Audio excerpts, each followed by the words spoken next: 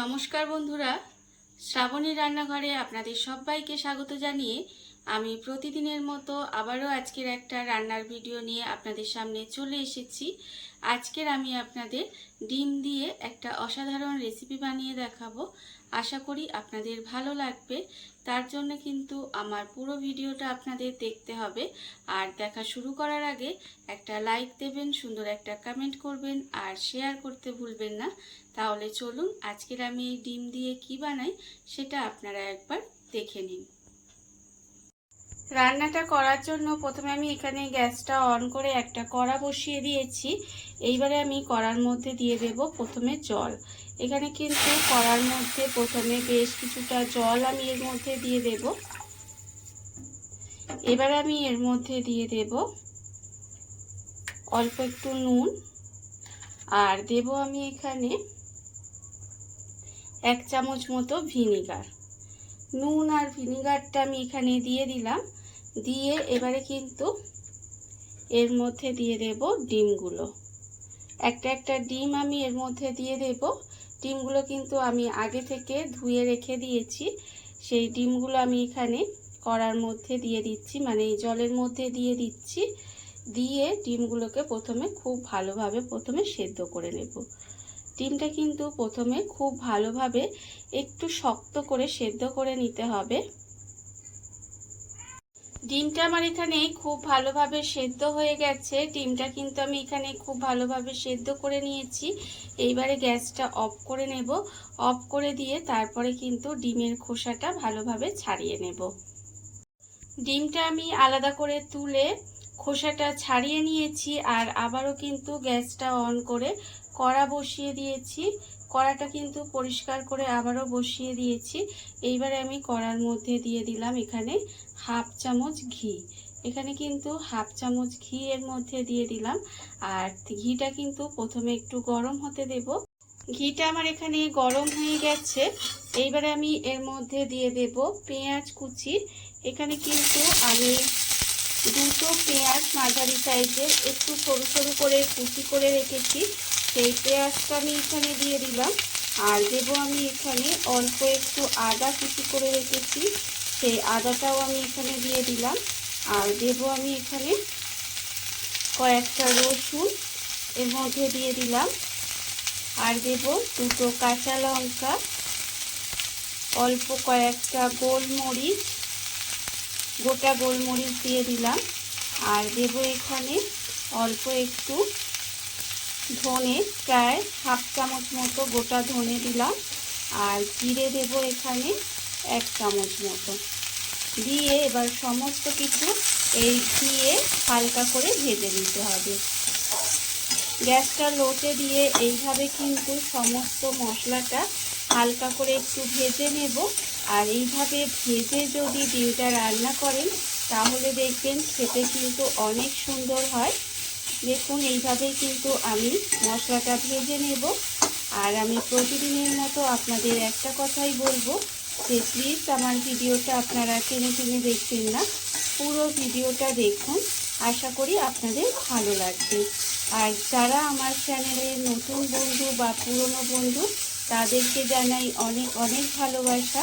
তবে নতুন বন্ধুদের একটা কথাই বলবো যে আমার চ্যানেলটা যখন সাবস্ক্রাইব করবেন পাশে থাকা বেল বাটনটা অবশ্যই প্রেস করে দেবেন। তাহলে দেখবেন যখনই আমি নতুন নতুন ভিডিও আপলোড করব তখনই কিন্তু আপনাদের কাছে নোটিফিকেশান চলে যাবে আর আপনারা আপনাদের সময় মতো দেখে নিতে পারবেন। দেখুন এটা কিন্তু আমার হালকা করে ভাজা হয়ে গেছে, খুব একটা কিন্তু ভাজিনি। যখন দেখবেন পেঁয়াজ আর রসুন আদা মানে সমস্ত কিছু একটু হালকা নরম হয়ে গেছে তখন কিন্তু আমি এটাকে নামিয়ে নেব। আর নামিয়ে নিয়ে এটাকে একটু ঠান্ডা করে নেব। অবশ্যই কিন্তু এটা ঠান্ডা করে নিতে হবে। মশলাটা আমি এখানে আলাদা করে তুলে একটু ঠান্ডা হতে দিয়েছি। এইবারে আমি ওই কড়ার মধ্যে দিয়ে দেব বেশ কিছুটা সাদা তেল। আমি এখানে বেশ কিছুটা সাদা তেল দিয়ে দিলাম। আর দেব আমি এখানে আবারও কিন্তু 1/2 চামচ মতো ঘি। এখানে আবারও সাদা তেলের সঙ্গে হাফ চামচ ঘি দিয়ে দিলাম। আপনারা চাইলে কিন্তু পুরো রান্নাটা ঘিয়ে করতে পারেন, তবে এইভাবে তেল আর ঘি মিশিয়ে করলেও কিন্তু খেতে ভালো লাগে। যতক্ষণ এখানে তেলটা গরম হচ্ছে, মানে তেল আর ঘিয়ের মিশ্রণটা গরম হচ্ছে, ততক্ষণ দেখুন অন্যদিকে ডিমগুলো আমি এখানে খোসা ছাড়িয়ে আর ডিমের গায়ে একটু করে কাট লাগিয়ে দিয়েছি। তাতে কি হবে, ডিমের মধ্যে কিন্তু মশলাগুলো সুন্দরভাবে ঢুকে যাবে। সেই জন্য আপনারা দেখুন, বুঝতে পারছেন ডিমের মধ্যে কিন্তু একটু এইভাবে কাট লাগিয়ে দিতে হবে। এবারে আমি এর মধ্যে দিয়ে দেব দেখুন অল্প সামান্য একটু নুন, আর দেব আমি এখানে খুব অল্প সামান্য একটু গোলমরিচের গুঁড়ো। রান্নাটা কিন্তু ভীষণই সহজ আর খেতে কিন্তু ভীষণ ভালো হয়। দেখুন এবার এই নুন আর গোলমরিচের গুঁড়োটা কিন্তু আমি সবকটা ডিমের গায়ে খুব ভালোভাবে মাখিয়ে নেব। খুব ভালোভাবে কিন্তু ডিমের মধ্যে এইগুলো মাখিয়ে নিতে হবে। ডিমের মধ্যে আমার ভালোভাবে নুন আর গোলমরিচটা মাখানো হয়ে গেছে। আর অন্যদিকে দেখুন যে তেল আর ঘিয়ের মিশ্রণটা গরম করতে বসিয়েছিলাম, সেটাও কিন্তু গরম হয়ে গেছে। এইবারে আমি একটা একটা করে ডিম এর মধ্যে দিয়ে দেবো। দিয়ে ডিমগুলোকে কিন্তু হালকা করে ভেজে নেব। খুব বেশি লাল লাল করে ভাজার দরকার নেই। ডিমগুলো তেলের মধ্যে দিয়ে একটু এপিট ওপিট করে হালকা করে ভেজে নিতে হবে। ডিমগুলো আমার এখানে একটু এপিট ওপিট করে ভাজা হয়ে গেছে।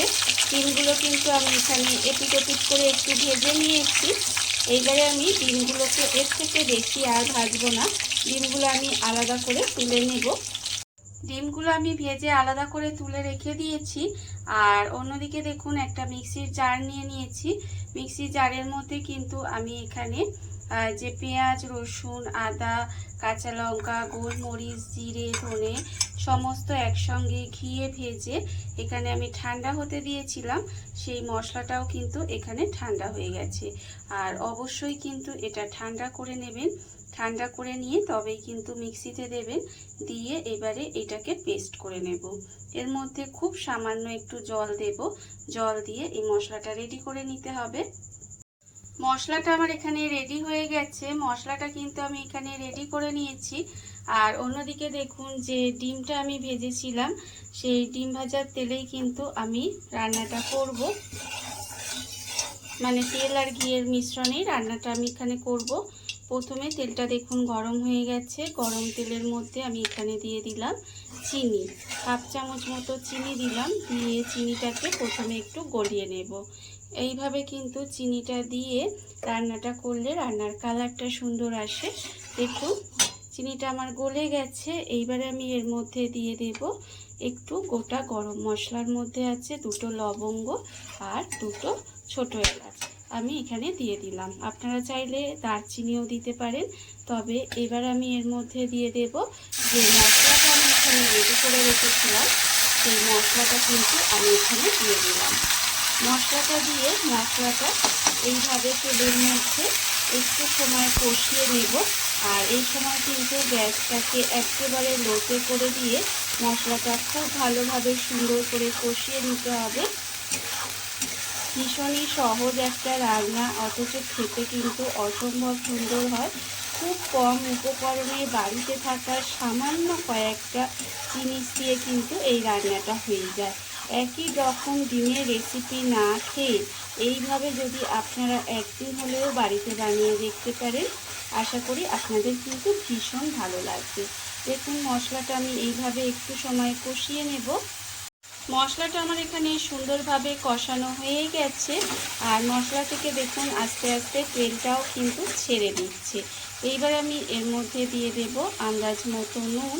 নুনটা এখানে স্বাদ অনুযায়ী দিয়ে দিতে হবে। দিয়ে আবারও মিশিয়ে দেব। মিশিয়ে কিন্তু আবারও এইভাবে গ্যাসটা লোতে দিয়ে একটু সময় কষিয়ে নিতে হবে।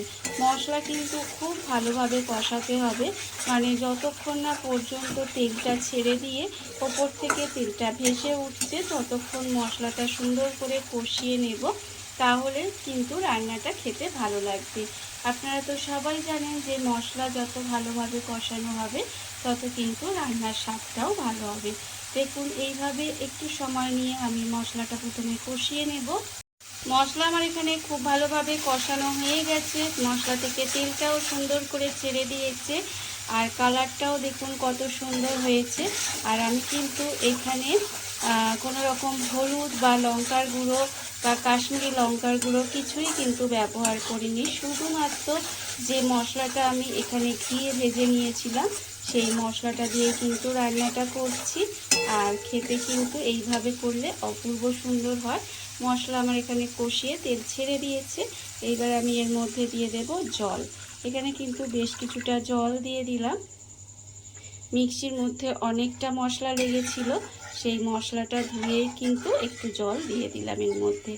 জলটা দিয়ে খুব ভালোভাবে কিন্তু গ্রেভিটাকে প্রথমে ফুটিয়ে নেব। সুন্দর করে কিন্তু গ্রেভিটাকে প্রথমে ফুটিয়ে নিতে হবে। গ্রেভিটা আমার এখানে খুব ভালোভাবে ফুটে গেছে।